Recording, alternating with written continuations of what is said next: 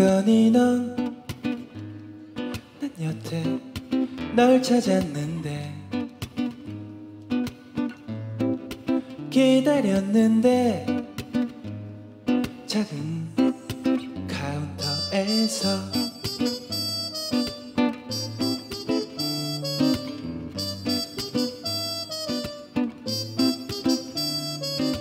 뭐 드시겠냐고만 묻다 두 다리 같이 루리루루루 그래도 좋은 건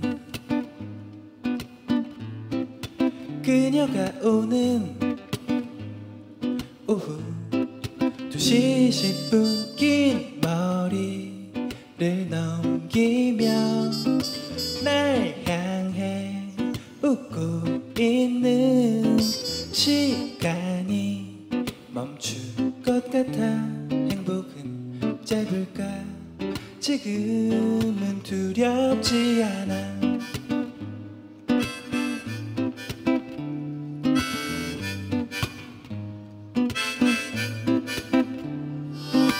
평소보다 이른 시간에 나타난 거야 그녀가 저기 웬일일까 내게와 말하네 전부터 얘기할까 했는데 유니폼이 잘 어울려요 카페 안 두 사람 우리밖에 없는데 내 맘을 들켜버렸나 수줍게 웃으며 주문을 미루고 있어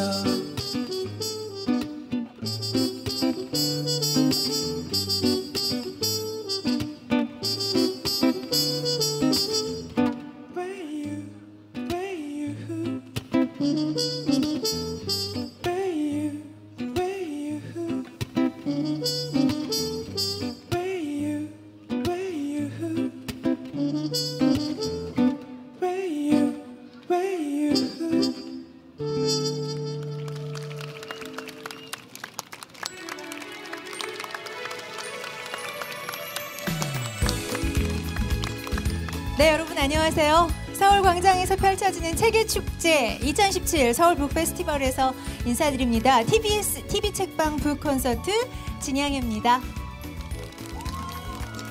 네, 안녕하세요. 문학평론 쓰는 허이라고 합니다. 네, 오늘 날씨도 너무 좋고요. 정말 사랑스러운 노래로 여러분 만나 뵙고 있습니다. 뭐 오늘뿐만이 아니라 정말 이제 매일매일 하루하루 설레는 것 같아요. 이 계절. 맞아요. 9월이잖아요. 정말 9월 하면 가을이고 가을 하면 책 읽기 좋은 계절이다 딱 떠오르는데 오늘 또 서울 북페스티벌을 맞아서 많은 분들이 광장에 나와주셨어요. 그러네요. 네. 예.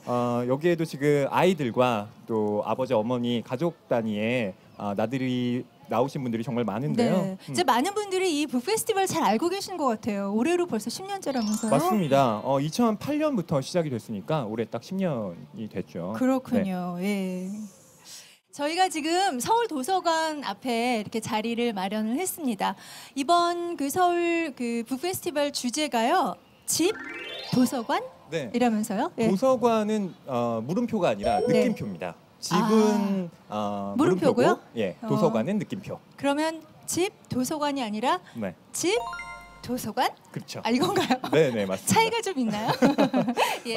뭐 집 같은 도서관의 의미도 있는 것 같고요. 네. 또 집과 도서관이 사실 또 책을 보기에 좋은 공간인데 이 두 가지의 의미를 동시에 네. 좀 고려한 제목이 아닌가 싶어요. 네, 저희가 방송 시작하면서요 햇살이 너무 따가워서 이게 방송 잘 될까 걱정했는데 바람이 정말 가을바람이 너무 기분 좋게 불고 맞아요. 있어요. 네. 예, 오늘 이 자리를 또 더욱 풍성하게 만들어주실 초대 손님 소개해드릴 시간인데요. 먼저 시카고 아테나움 건축상 또 독일 디자인 어워드 굵직굵직한 건축 관련 상을 받으신 분입니다. TV 프로그램 어쩌다 어른에 출연하신 이후에 또 굉장히 인지도가 높아지셔서 저희 제작진이 섭외 애를 먹었다고 해요. 바로 어렵게 모셨습니다. 네, 홍익대 건축과 유현준 교수님 인사 올리겠습니다. 환영합니다. 반갑습니다. 네, 유 교수님과 또 짝꿍을 이뤄줄 분이신데요. 초대 서울 도서관장을 지낸 국내 최고의 책 그리고 도서관 전문가십니다. 이용훈 도서관 문화비평가 모셨습니다. 안녕하세요. 네, 안녕하세요. 네. 이용훈입니다. 반갑습니다. 네. 그리고 오프닝 무대를 열어주셨습니다. 우리 귀에도 매우 익숙한 곡이었는데요. 2시 20분 제주소년 박경환 씨입니다. 네. 안녕하세요. 제주소년 박경환입니다. 네. 목소리가 너무 달콤해가지고요. 허희 씨한테 데이트 신청할 뻔했어요. 손 아나운서님께서 예. 네, 네. 네. 오늘 멋지게 저희 프로그램 문 열어주셔서 고맙습니다. 네. 자, 허희 씨 같은 경우는 문학평론가. 저 사실 굉장히 부러운 타이틀이에요. 문학평론가. 부러우신가요? 네. 저는 그러니까 아나운서 타이틀이 더 부럽습니다. 그렇습니까? 네. 책에 관해서는 뭐 다양한 전문가이시니까 열애로 하고, 역시 관장님이시니까 이런 질문 드리긴 좀 뭐하고, 저는 책 프로그램 진행자니까 또 그렇고, 저희 타겟은 유일하게 교수님이신 것 같아요. 첫 질문을, 자, 책 얼마나 읽으세요, 교수님? 전 별로 안 읽는 편에 속합니다. 제가 볼 때. 저에 대해서도 오해를 많이 하시는 것 같아요. 네. 책 읽을 거라고.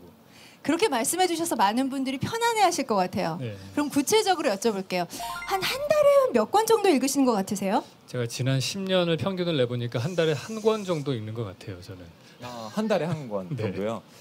사실 그 한국에 사는 사람들에게 네. 한 달에 한 권도 좀 많이 그럼요. 읽는 편이죠. 그럼요. 네, 우리의 독서량이 워낙 좀 부족한 시대고.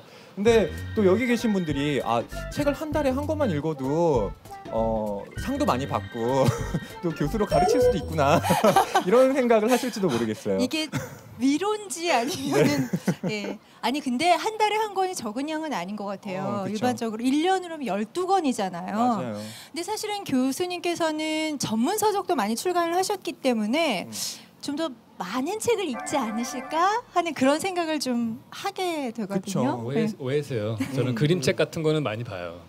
근데 그러니까 책을 일단 저는 소설책은 좀 많이 안 읽는 것 같고요. 네. 좀 딱딱한 책들을 좀 읽는 편인데 그러다 네. 보니까 진도도 빨리 안 나가고 그런 것 같아요.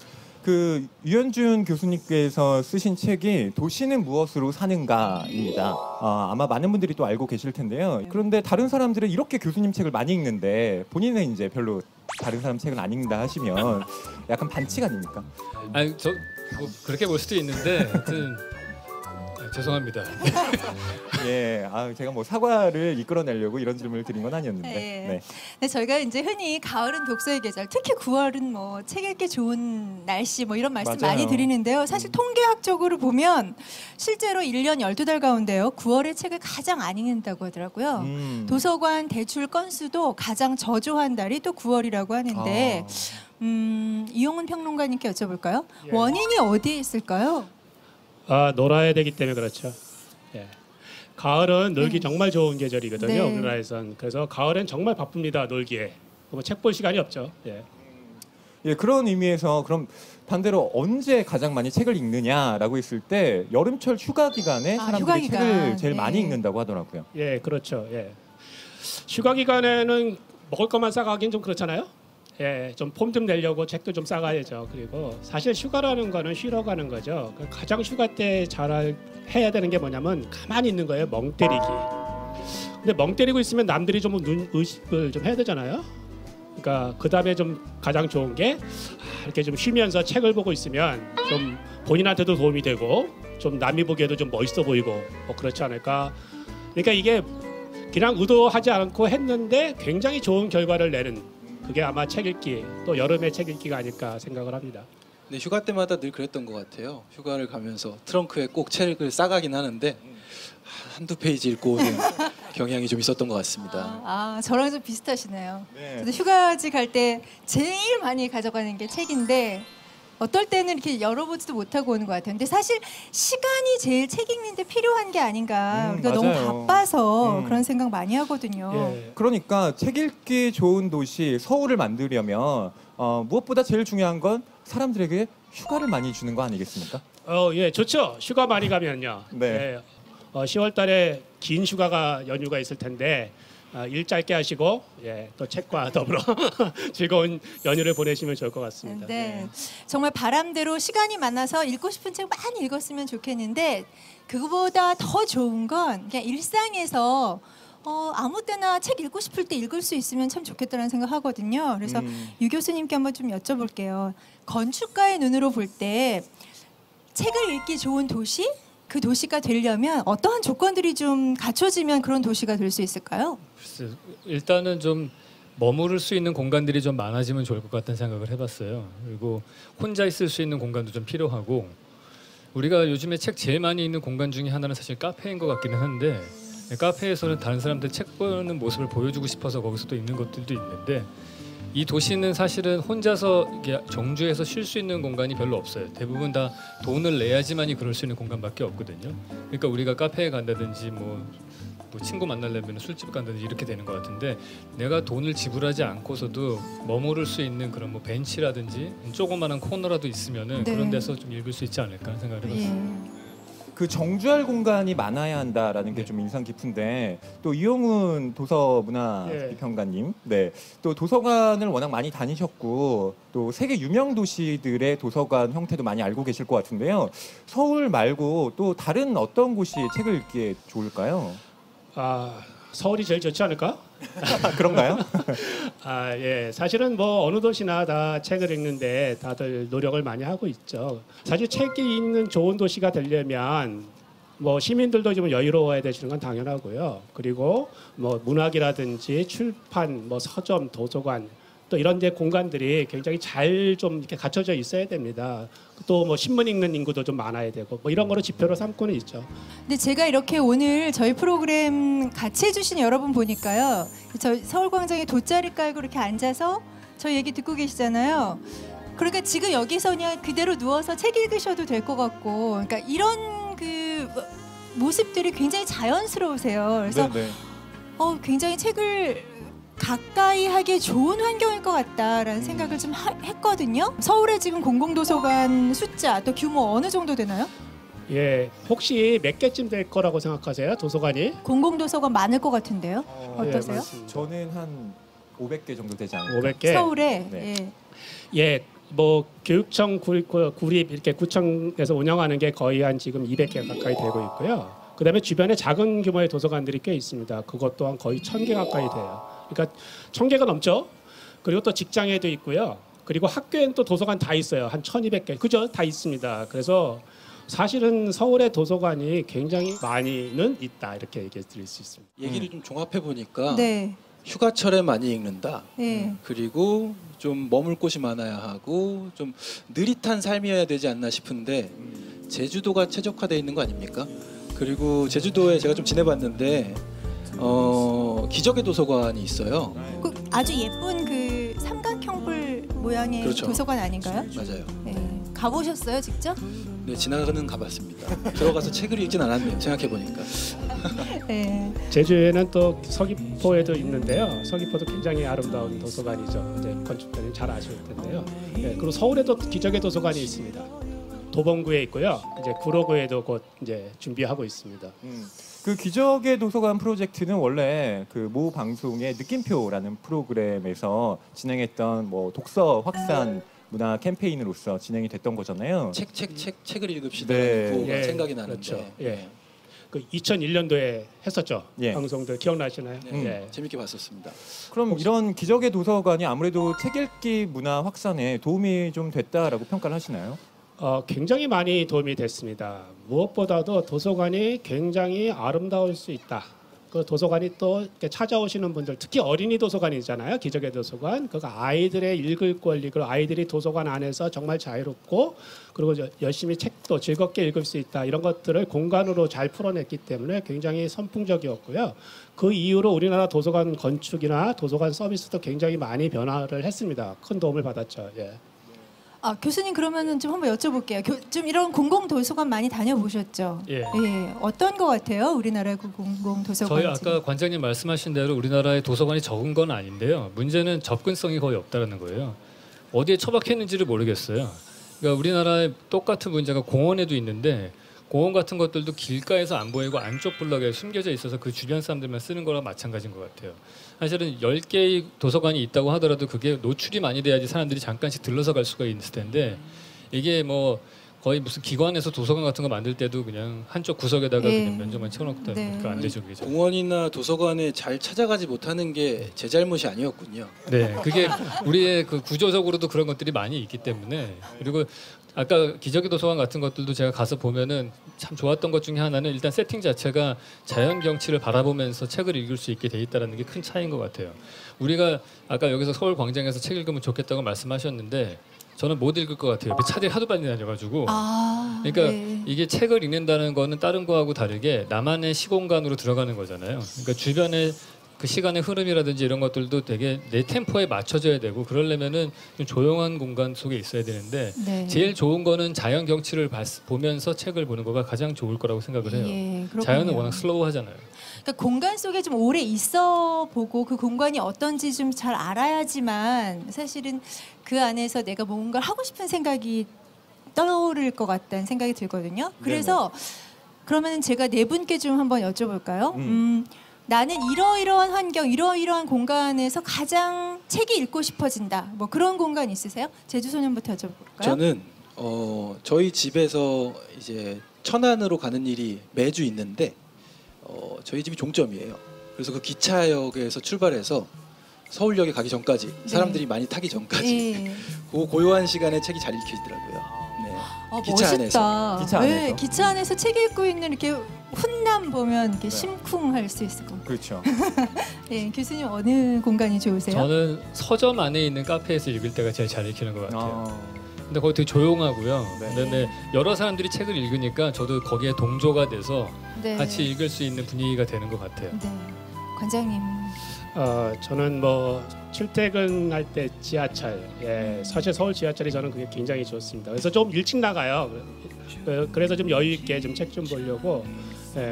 그리고 좀 서 있습니다. 왜냐하면 앉아서 읽으면 졸리기 때문에 그럴 네. 때가 제일 좋은 것 같습니다. 네. 허유 씨는 사실은 늘 읽으실 거 아니에요? 예, 저는 근데 주로 그 자기만의 공간이라고 말씀하셨는데 저는 자기만의 방, 그러니까 제 아. 방에서 주로 읽는 편이고요. 네. 또 하나는 아까 이용훈 선생님 말씀하신 대로 지하철을 이용합니다. TBS가 또 지하철에 방송이 되거든요. 네네네. 그래서 저는 지하철 타고 다니다가 제 얼굴이 갑자기 이렇게 나올 때가 있습니다. 네. 깜짝 놀라면서 네. 뭐 이렇게. 은근히 자기 홍보하고 뭐 아니에요. 이러시는 거 아니에요 네. 지금? 많이 보시라고. 네. 네. 지하철도 많이 이용합니다. 네. 저는 제가 책이 잘 읽혀질 때는 저희 마룻바닥에 이렇게 누워서요. 이렇게 딱딱한 바닥인데 약간 차가울 때 아, 네. 그 느낌 알아요. 이렇게 네. 누워가지고 읽다가 뭐 이렇게 어. 엎드려서 읽다 옆으로 이렇게 읽을 때가 제일 행복하고 좋고요. 네. 그럼 교수님이 쓰신 책에 관해서 좀 여쭤보고 싶어요. 결국 많은 사람들이 도시에 살고 있고요. 교수님이 쓰신 책이 또 도시는 무엇으로 사는가이니까 네. 과연 여기에 사는 사람들에게 또 도시에게 가장 필요한 건 뭘까? 그게 책과 관련된 어떤 거일 수 있을까?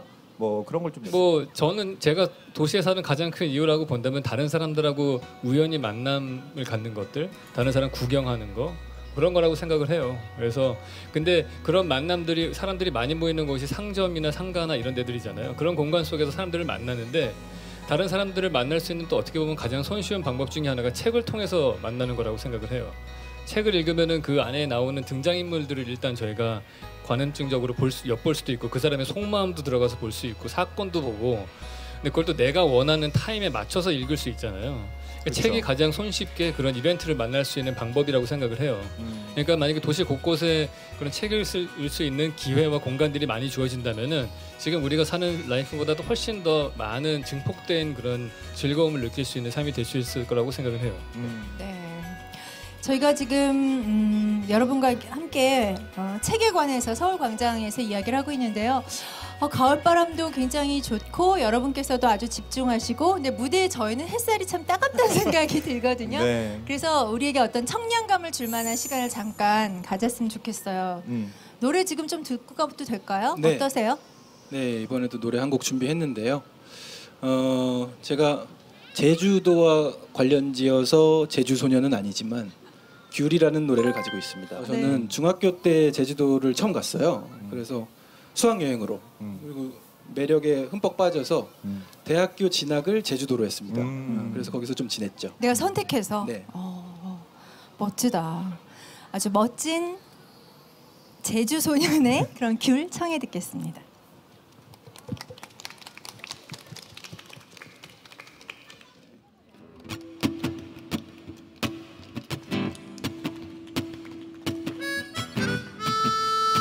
귤 할게요.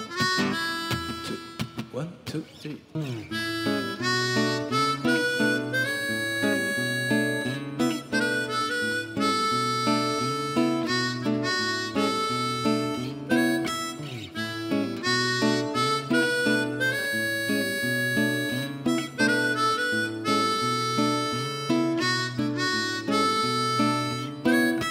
오랜만에 학교에서 후식으로 나온 귤. 아니 벌써 귤이 나오다니. 얼굴을 스치는 바람이 좀 찾았다. 생각은 했지만 벌써 이렇게 시간이 지났어. 지난 겨울 코트 주머니에 넣어두고 먹다가 손에 냄새 배긴 귤. 그 귤향기를 오랜만에 다시 맡았더니 작년 이맘때 생각이 나네. 찬바람에 실려 떠나갔던 내 기억. 1년이 지나 이제 생각나네.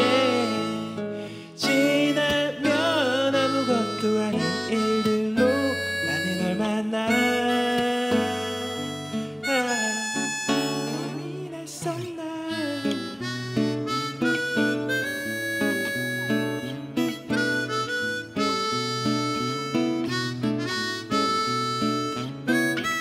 오랜만에 학교에서 후식으로 나온 귤. 아니 벌써 귤이 나오다니. 그 귤향기를 오랜만에 다시 맡았더니 작년 이맘때 생각이 나네. 찬바람에 실려 떠나갔던 내 기억. 1년이 지나 이제 생각나네. 지나면 아무것도 아닌 일들로 나는 얼마나 오랜만에 학교에서 후식으로 나온 귤. 아니 벌써 귤이 나오다니. 얼굴을 스치는 바람이 좀 찾았다. 생각은 했지만 벌써 이렇게 시간이 지난 겨울 코트 주머니에 넣어두고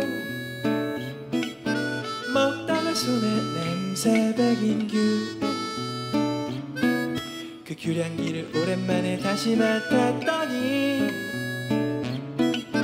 작년 이맘때 생각이 나네.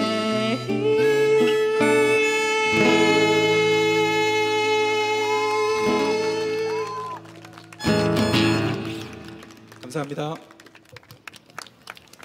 바깥에서 들으니까 더 달콤하네요. 네, 목소리가. 제주 소년의 노래 귤이었죠. 고맙습니다. 저는 이 가을 바람이 좀 차가워질 때 이 네. 노래를 꼭 듣고 싶어지더라고요. 좋아하는 곡이신가 봐요. 가사 다 외우시고 다 외우고 따라 있죠. 하시더라고요. 그럼요. 저 네. 제주 소년 팬입니다. 네, 네, 두 분 짜셨군요. 네, 짠 게 좀 티났나요? 농담이고요. 티났습니다. 네, 먼저 유현준 교수님께 여쭤보려고 합니다. 놀라셨죠? 예. 청운대학교 도서관 또 그 공모전에서 1등에 당선되신 걸로 알고 있는데 네. 이 도서관을 설계할 때 있어서 가장 중요하게 고려해야 할 요소가 어떤 게 있을까요? 저는 두 가지로 보는데요. 일단 하나는 자연을 바라볼 수 있으면 좋겠다는 생각을 해요. 아까 말씀드렸듯이 책을 읽는 속도는 내한테 맞춰진 속도인데 바깥에 뭔가 빠르게 움직이는 게 있는 것보다는 천천히 움직이는 그런 시간을 느낄 수 있는 자연을 보는 게 일단 제일 좋을 것 같고요. 그리고 그런 유명한 얘기 있잖아요. 그 책을 통해서 지식을 배우고 자연을 통해서 지혜를 배운다라는 말이 있는데 저는 그래서 책 읽다가 잠깐씩 자연을 쳐다보면서 두 개를 약간 번갈아 가면서 해야 된다고 생각을 해요. 그리고 또 하나 그 청운대 도서관 할 때 제가 주안점을 뒀던 거는 그런 외부 공간에 잠깐씩 나갈 수 있어야 된다고 생각을 해요. 근데 대부분의 우리 도서관들은 체크 포인트라고 해서 이제 처음에 들어간 다음에 책을 읽다가 다시 또 그 체크 포인트를 통해서 나와야지만 바깥에 나갈 수가 있거든요. 네, 맞습니다. 안에 들어간 상태에서도 굳이 도서관 바깥 건물 바깥으로 안 나오고서 야외 공간인 테라스나 이런 데 잠깐 나가서 바람 쐈다가 생각도 했다가 다시 들어왔다가 그러니까 결국에 사실 저는 책을 읽는 가장 중요한 목적은 그 사람의 생각을 배우는 데 있는 것보다도요. 그걸 통해서 내 생각이 뭐가 나냐가 더 중요하다고 생각을 해요. 그래서 그런 생각을 할 수 있는 시간적인 여유를 가질 수 있게끔 도서관이 설계가 돼야 되지 않나 생각을 합니다. 네, 그러네요. 예. 그러니까 사색하는 공간 자체를 또 도서관 안에 마련을 하신 건데요. 저는 청운대학교 도서관에는 가보지 못했지만 네. 진짜 어떻게 설계되는지 굉장히 궁금해지네요. 예. 네, 네. 뭔가 그 안에서는 좀 시간의 속도가 다를 것 같다는 음. 생각이 들고요. 개인의 그 책을 읽는 사람에 따라서 속도가 다르다고 그러셨지만 좀 천천히 느리게 예, 잘 꼭꼭 씹어서 무언가를 체화시킬 수 있는 그런 어떤 공간적인 시간적인 여건이 되는 곳 뭐 네. 그런 장소가 아닐까 하는 생각이 들어요. 네. 근데 이제 처음에 저희가 말씀드릴 때 도서관이 사실 좀 없다, 별로 없다, 장소들이 없다. 점점 많아지고 있고 좋은 장소들이 많아지고 있고 반갑다. 근데 저는 그 중에서 가장 기뻤던 게 지금 서울 네. 구청사잖아요. 근데 이제 시민들한테 개방이 되고 이 안에서 책을 읽을 수 있게 됐어요. 근데 네. 처음에 그 뉴스를 접하고 너무 좋은 아이디어다. 이거 참 반갑다. 서울 시민으로서 정말 굿뉴스다 이런 생각했었거든요. 근데 어떻게 해서 이런 아이디어가 나왔는지 그것도 궁금해요. 예. 사실은 그 도서관이 많은데도 잘 모르시잖아요. 그거는 사실 입지 말씀하셨는데 잘 안 보여서 그렇죠. 예. 근데 서울 도서관은 안 보일 수가 없어요. 못 볼 수가 없고요. 예. 저도 이게 도서관으로 한다는 소식을 듣고 도서관계 한 사람으로 깜짝 놀랐습니다. 뭐 잘못 결정한 거 아니야? 근데 실제로 진짜 짓더라고요. 예. 아마 2005년도에 그 이제 새로운 청사를 짓기로 아마 시에서 이제 많은 고민들을 하고, 근데 이 뒤에 있는 청사는 옛날 청사는 근대 문화재로 되어 네. 있습니다. 1926년에 지어진 건물이거든요. 사실 충독부 시절 경성부 청사로 지어졌기 때문에 아픈 역사도 갖고 있지만 해방 이후로는 서울시청으로 굉장히 오랫동안 사용한 건물이죠. 그래서 이제 문화재가 됐으니까 철거할 수는 없고, 그러니까 이거를 그대로 둔 상태에서 이제 서울시청을 지을 때 그러면 그대로 어떻게 할 것이냐, 이 옛날 건물을 그 많은 논의를 하셨다고 합니다. 근데 이게 광장 그리고 도서관, 많은 시민들이 원하시는 가장 그 원하는 문화 공간이 도서관이었습니다. 지금도 크게 다르지는 않습니다. 그래서 아마 시청사에서 이제 시에 계시는 시장이나 여러분들이 도서관으로 하자. 또 이런 상상도 하셨다고 합니다. 책을 가지고 이 광장, 푸른 광장에 오셔가지고 책 자유롭게 읽는 4년 정도의 리모델링 기간을 거쳐가지고 도서관으로 개관을 했죠. 2011년에. 네. 그러면 잠깐 질문 좀 드려볼게요. 여기서 책을 그럼 대출 받아서 광장에서 읽으려면 이 소음 외에 몇 가지를 좀 만들어 놓으면 그렇게 할 수 있을까요? 지금 깔아놓으신 저런 편안한 의자 같은 것들이 있으면 더 좋겠죠. 아무래도. 네. 그늘막 흙바닥보다는. 같은 것도 네, 있으면 좋을 그늘막 것 같은 같아요. 것도 있을 것 같고요. 저는 개인적으로 이 도서관 되게 의미가 있다고 보는 게요. 말씀하신 대로 이게 옛날에 그런 정치적으로 권력을 가진 사람들의 공간이에요. 근데 우리나라에선 특히나 더 옛날부터 과거 시험도 그렇고 학력고사도 그렇고 공부라는 것 자체가 어떻게 보면은 신분 상승의 방법이나 부의 재분배나 이런 사회 정의하고 밀접한 관련이 있는 프로그램이에요. 그래서 제가 70년대 항상 뉴스를 보면 남산 도서관에서 이렇게 새벽부터 줄 서가지고 공부하는 모습도 있고 했거든요. 예. 그러니까 그거 자체가 도서관이 가지는 상징적인 의미가 되게 큰데 이 위치가 똑같은 건물이긴 하지만은 정치적인 권력과 그런 어떻게 보면 제일 위에 있는 사람들이 쓰던 공간에서 우리가 접근하기 어려운 공간에서 모든 사람들이 갈 수 있는 공간으로 바뀌었다라는 거는, 그리고 정보에 접근할 수 있는 그런 공간으로 바뀌었다는 건 되게 상징적인 의미가 큰 것 같아요. 약간 권위 같은 게 있는 건물이라서 지금도 사실 들어갈 때 저는 어머 이게 참 시청이었지. 네. 예. 그런데 그 공간 내가 이렇게 자유롭게 다니는 거지 책도 막 마음대로 볼 수 있지 하는 맞아요. 그런 뿌듯함이 정말 느껴집니다. 예. 심지어 이 공간 안에서 뮤직비디오도 찍었대요. 그래서 싸이의 젠틀맨의 한 장면에 여기 공간 계단에서 춤추는 네, 네. 장면이 나온다고 합니다. 예. 싸이가 그때 당시 굉장히 인기 있었고요. 뭐 지금도 그렇습니다. 그래서 혹시 홍보 효과가 뛰어날까 싶어서 했는데 굉장히 재밌게 잘했고요. 저는 정작 촬영할 때 못 보고 뮤직비디오만 봤는데 너무 짧게 나와서 좀 아쉬웠습니다. 네, 그렇군요. 아무튼 이렇게 시민들에게 이런 공간을 돌려주겠다라는 어떤 그런 철학이 담긴 그런 결정이었기 때문에 더없이 환영할 만하고요. 그리고 또 실제로 이 공간을 우리가 마음껏 이렇게 사용하는 데 있어서 굉장히 뿌듯함도 느껴지게 되고 아마 세월이 지나면 이런 걸 잘 모를 거예요. 네, 맞습니다. 예. 네. 책 관련해서요. 이제 항상 그 이슈가 되는 게 휴가철에 누가 무슨 책을 읽었다. 그러면 우리도 다 꼭 찾아보게 찾아서 되죠. 읽어야 되는데 네. 읽어야 될 것만 같고 음. 근데 최근에는 문재인 대통령 휴가철에 읽으신 책 완전 베스트셀러 네. 됐잖아요. 읽으셨어요 혹시? 저는 사실 그 책으로 읽진 않았고요. 그 프로그램을 좀 자주 아, 봤습니다. 네네. 그게 원래 명견 말리 앞을 내다본다라는 뜻이에요. 관찰력과 판단력이 굉장히 냉철하고 명민하다 뭐 이런 뜻을 갖고 있는데요. 네. 문재인 대통령이 이번 휴가에서 읽으면서 또 많은 사람들에게 알려졌죠. 네. 또 박원순 시장을 언급 안 할 수 없더라고요. 저는 박원순 서울시장이 또 굉장히 독서광으로 알고 있는데 심지어 이분의 일화를 제가 들은 게 있는데 책이 집에 너무 많아서 집이 무너질 수 있다고 그래서 이사를 결정했다는 얘기도 들은 적이 있습니다. 실제로 그런가요, 이용훈 선생님? 제가 댁을 못 가봐가지고 건물이 부실한 거 아닌가요? 그렇죠. 어떻습니까? 책 무게 정도는 견뎌줘야 되는 거 아닙니까, 유 교수님? 그러게 말이에요. 그러니까요. 네. 예. 저도 집에 좀 가끔 밑에 집이 걱정되긴 하는데 그래서 뭐 거의 괜찮겠죠? 제가 볼 때는 김일성이 야쿠르트를 타고서 야쿠르트병 타고 뭐 건넜다는 얘기처럼 설화 같아요. 제가 볼 때. 약간 누군가가 그런가? 만들어낸. 어쨌든 그렇게 예. 책을 좋아하는 시장이 지금 서울에 계시니까 아무래도 서울시의 독서 정책이라는 것도 그렇죠. 좀 네. 새롭게 많이 바뀌었을 것 같은데요.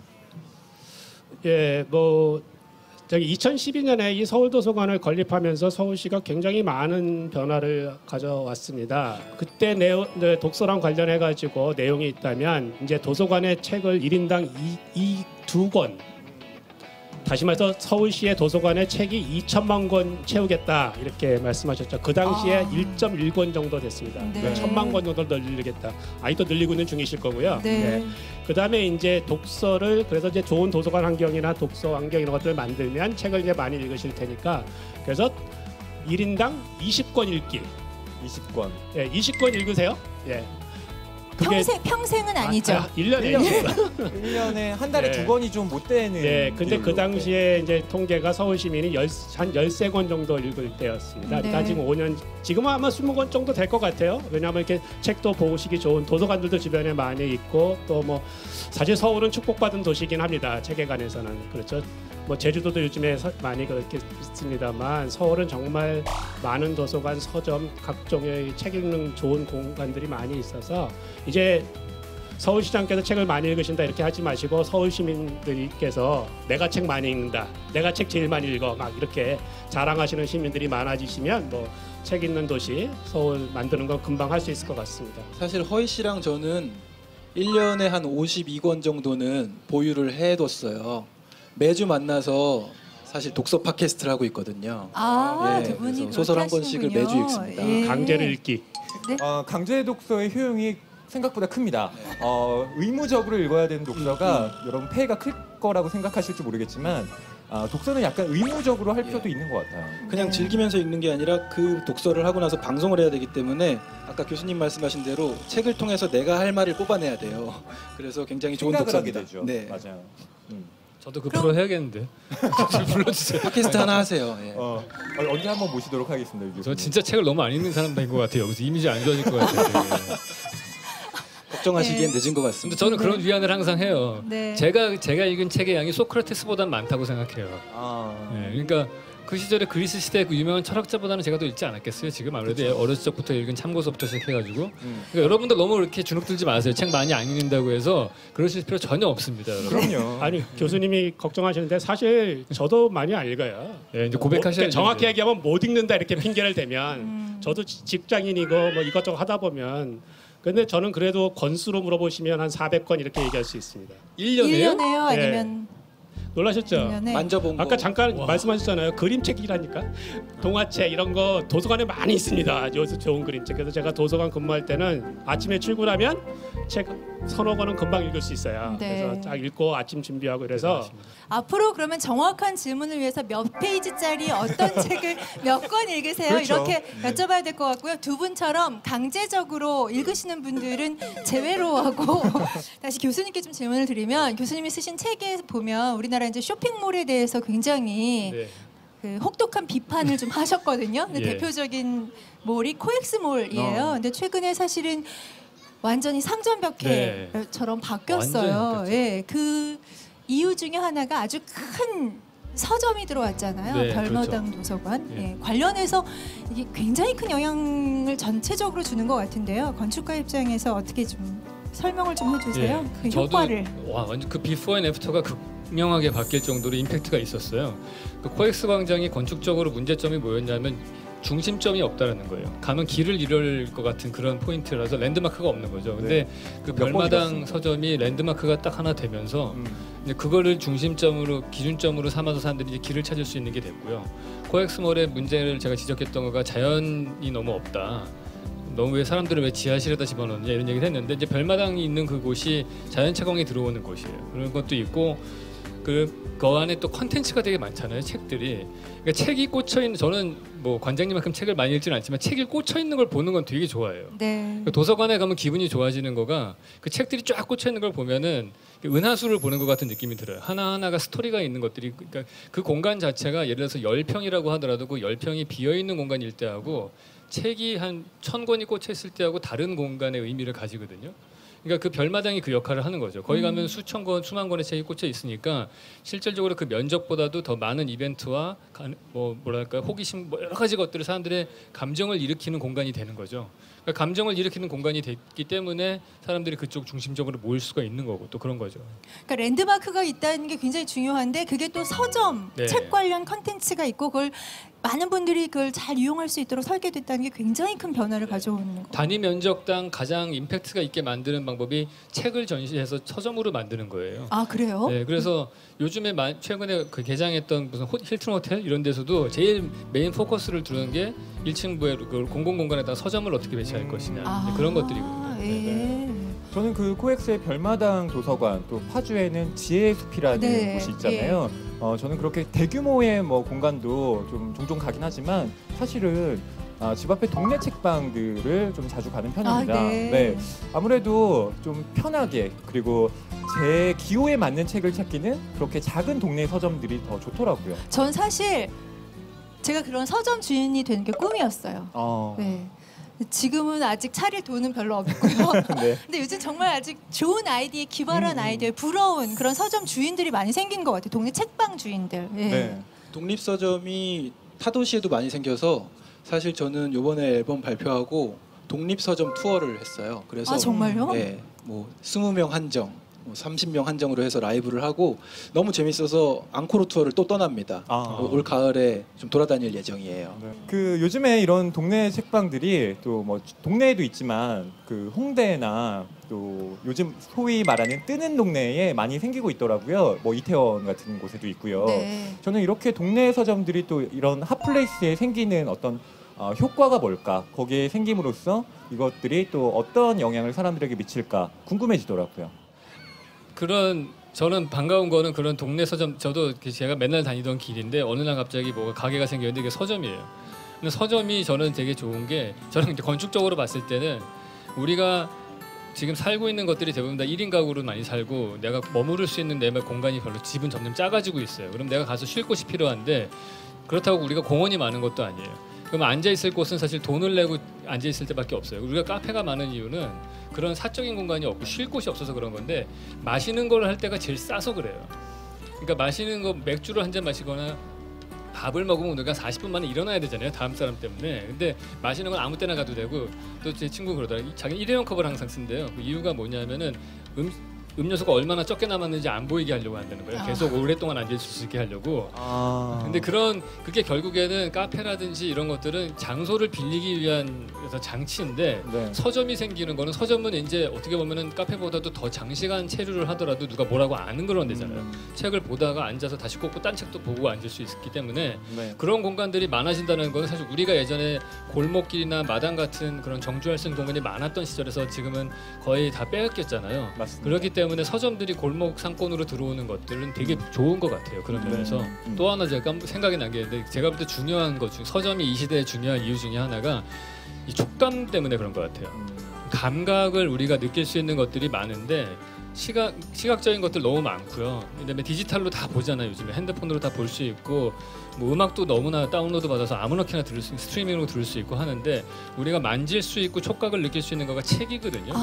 책 종이. 근데 책 종이의 느낌과 아날로그적인 감성이 많은데 그런 아날로그적인 감성을 느낄 수 있는 공간이 도시를 한번 살펴보시면 몇 군데 없어요.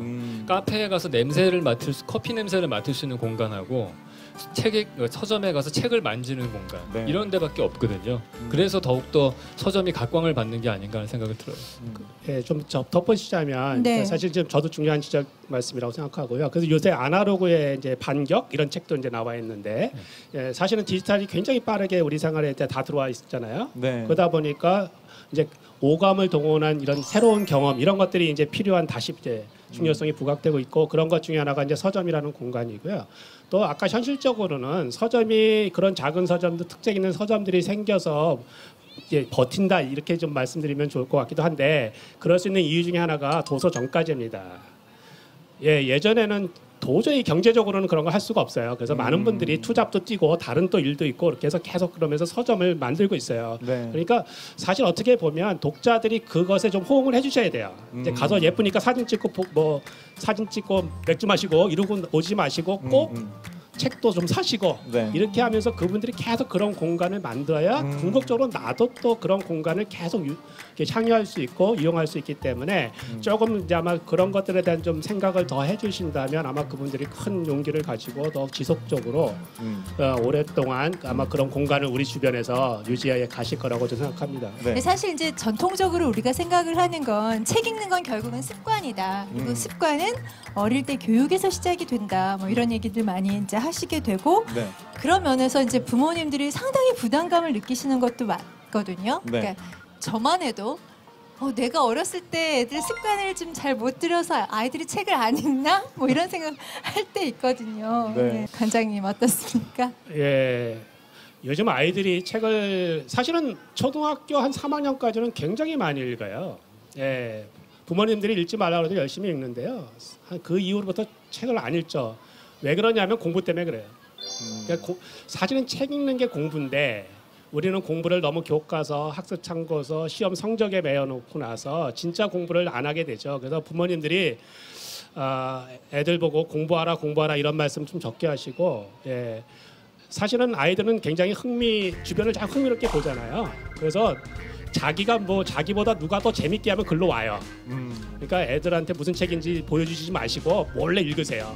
엄마 아빠가 밥도 안 주고 뭘 하고 있으면 아마 애들이 같이 와서 뭘 기웃거리지 않을까? 예. 그럴 때 이제 읽으라고 그러고요. 예전에 우리 그런 캠페인이 하나 있었습니다. 뭐가 있냐면 거실을 서재로.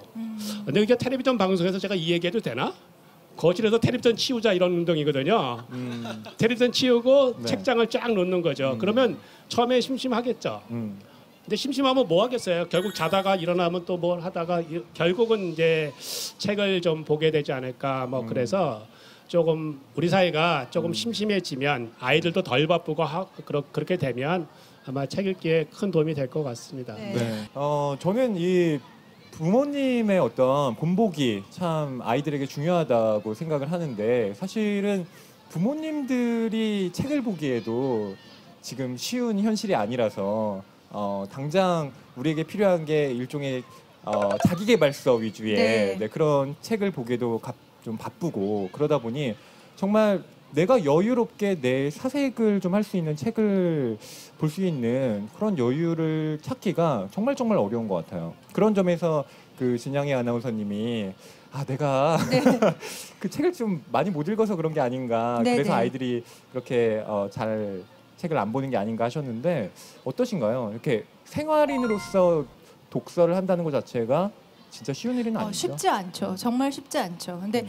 그 너무 이제 아까 그 속도라는 말씀을 하셨는데요. 우리의 삶이 너무 빠르게 네. 진행이 되는 것 같아요. 그래서 어떤 것에 좀 몰입을 한다거나 시간을 할애하기가 정말 어려운데 제가 오늘 방송을 하면서 너무 기분이 좋은 게요. 지금 여러분과 말씀을 나누는 이 광장에 앉아 계신 것 그리고 저희 이제 책 부스 쭉 있잖아요. 이렇게 많은 분들이 왔다 갔다 하시는데 제가 하는 게 아닌데 여유가 느껴지는 거예요. 그러니까 우리 삶에 이런 여유를 좀 느낄 수 있는 경험이 좀 많으면 저절로 책도 좀 많이 읽을 수 있겠다. 네, 그런 생각했어요. 그래서 네. 제가 굉장히 좋은 프로그램을 하고 있구나. 사실 좋은 책에 대한 너무 이렇게 환상을 안 가지시면 좋겠어요. 좋은 책이라고 따로는 없습니다. 내가 그 책을 제대로 정말 나에게 필요해서 딱 맞는 책인지 찾고 내가 끝까지 읽으면 그 책이 좋은 책이에요. 안 좋은 책이라면 끝까지 읽을 수가 없거든요. 예. 저는 박경환 씨에게도 좀 여쭤보고 저도요. 싶은데 궁금해요. 저는 책보다는 아무래도 뮤지션이시니까 음반도 많이 들으실 거잖아요. 네. 정말 많은 음반들이 쏟아지고 있는데 거기에서 경환 씨가 어떤 음반을 고르시는 방법은 뭔가요? 특정한 음반보다 아까 아날로그의 반경 얘기도 하고 네. 책의 질감 때문에 요즘에 오히려 이런 독립 서점들을 많이 찾거나 차리시는 것 같다는 얘기를 했잖아요. 그때 문득 든 생각이 제가 LP를 요즘에 좀 듣거든요. 근데 그게 어떻게 보면 불편함으로 다시 돌아가는 거예요. 바늘도 올려야 되고 판도 뒤집어야 되고 잡음도 나지만 그 질감이 좋아서 그걸 찾는 거거든요. 그래서 LP로 나와 있는 다시 재발매되거나 아니면 예전 건인데 구할 수 있는 것 그런 것들을 좀 사모으고 있습니다. 네. 제주 소년이 갖고 있는 어떤 우리의 옛 향수를 자극하는 듯한 네. 그게 저는 어디서 왔을까 굉장히 좀 사뭇 궁금하기도 했는데 그 아날로그라는 것과 분명히 연관이 있는 것 같아요. 맞아요. 네, 네, 계속해서 소년성을 가지고 음악을 하기 위해 네, 이름도 제주 소년으로 지었습니다. 네. 오늘 저희 북 페스티벌 또 공연에 참석을 해주신 세 분께 마지막으로 소감을 좀 여쭙고 싶어요. 유 교수님 오늘 어떠셨습니까? 좀 더웠고요. 네. 근데 되게 여기서 다른 시각들을 많이 배울 수 있어서 재밌었던 것 같습니다. 네. 네. 이용훈 선생님 어떠셨습니까? 예, 제가 작년에 북페스티벌이 기억이 납니다. 비가 올 것 같아가지고 할까 말까를 정말 밤새 고민하고 잠도 못 자고 그래도 이틀 했었는데 오늘은 이제 이렇게 관람객으로 구경꾼으로 시민으로 이렇게 참여할 수 있어서 굉장히 좋으네요. 행사할 때는 어려웠는데 네. 예, 그리고 또 이렇게 여러분들하고 책과 도서관 이야기를 할 수 있어서 정말 좋습니다. TBS 좋은 프로그램이에요. 네. 네. 많이 봐주십시오. 박경환 씨 오늘 어떠셨습니까? 네, 저도 여기서 불러주셔서 책 이야기 나누고 노래 부를 수 있어서 좋았고요. 허희 씨랑 주로 북 콘서트를 하면은 붙어 앉아서 했는데 네. 이렇게 멀리 떨어져 앉아서 하니까 뭔가 그러게요. 다른 느낌이었습니다. 네. 예, 오늘 좋은 말씀해주신 유현준 교수님 그리고 이용훈 평론가님 그리고 제주소년 모두 세 분께 감사의 말씀 드리면서요. 저도 인사드리겠습니다. 그냥 이렇게 특별한 의미가 있고 뭐 그런 게 아니라 살아가면서 편안하게 서로의 느낌을 이야기할 수 있는 그런 시간들이 참 소중하다라는 생각 많이 하거든요. 이렇게 많이 소통하고 느낌을 나누는 그런 시간 가지시길 바라고요. 편안하게 제주소년의 노래 들으면서 저희 오늘 이 시간 마무리하겠습니다.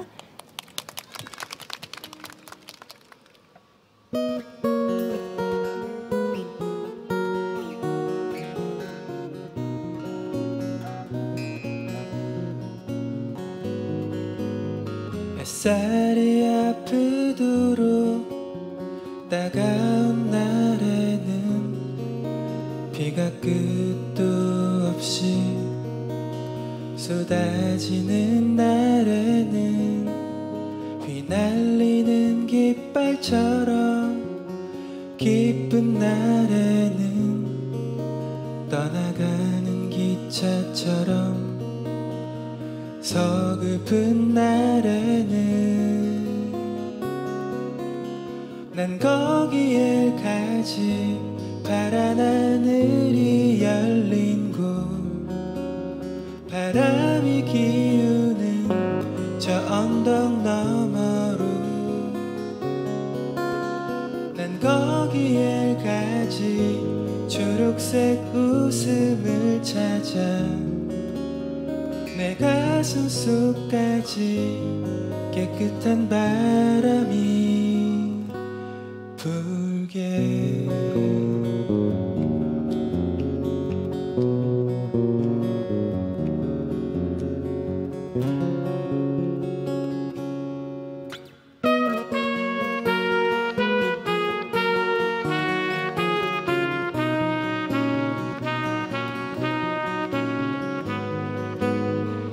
길고 긴 겨울밤 그대의 한숨 오늘따라 창밖에 아침이 더디 오네 복잡한 이 마음을 텅 비울 수 있다면 좋은 시간들을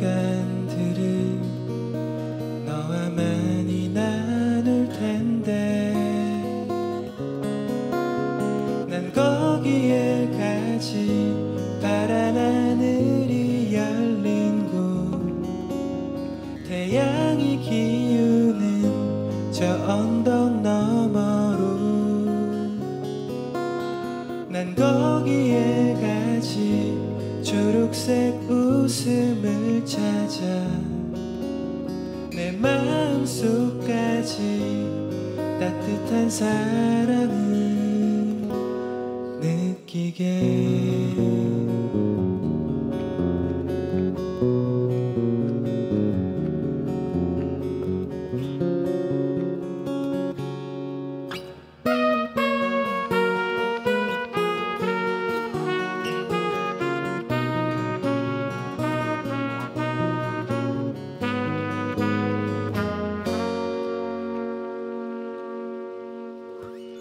감사합니다.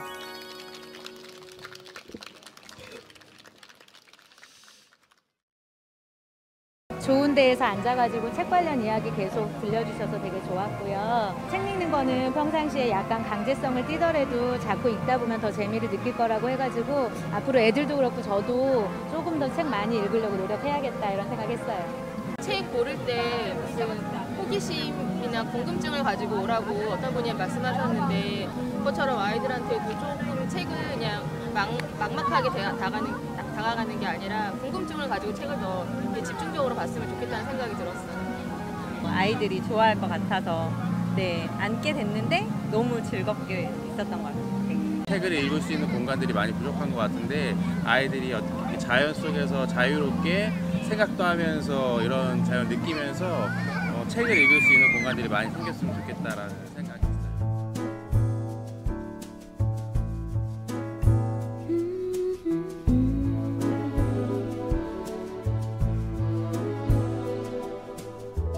I want a little something more. Don't want the middle or the one before. I don't desire a complicated past. I want love that will last. Say that you love me, say I'm the one. Don't kiss and hug me and then try to run. I don't do drama, my tears don't fall fast. I